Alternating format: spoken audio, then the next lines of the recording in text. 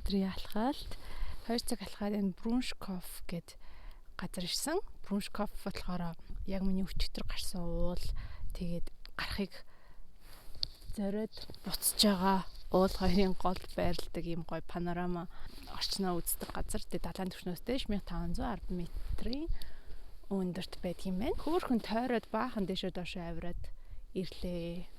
Миний готол нь орцсон. Яа дотор нь бол яг нойтон мэдрэгдэхгүй байгаа ч гэсэн ер нь бол норсныг мэдчихээн гэхгүй юу. Гэтэ маш дулаахан байна. Өнөөдөр бүр дулаахан. Өчигдрөөс дулаахан байна.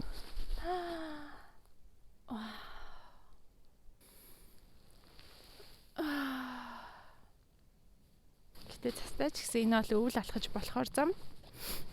Нэг их хүн алхаагүй ч болохоор нөгөө цасанд хөл шигдээд жоохон норж байгаа болохоос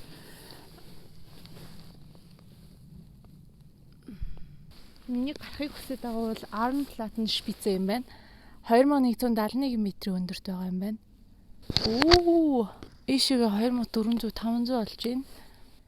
Тэнд миний өчигдрийн гарсан Зефелда шпице харагдаж байна.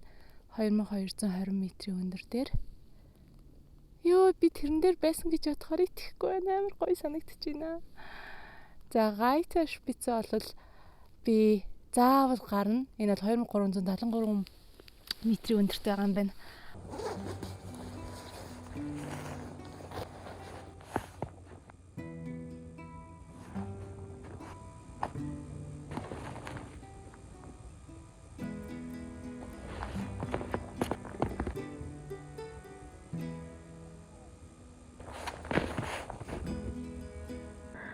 Би ингээд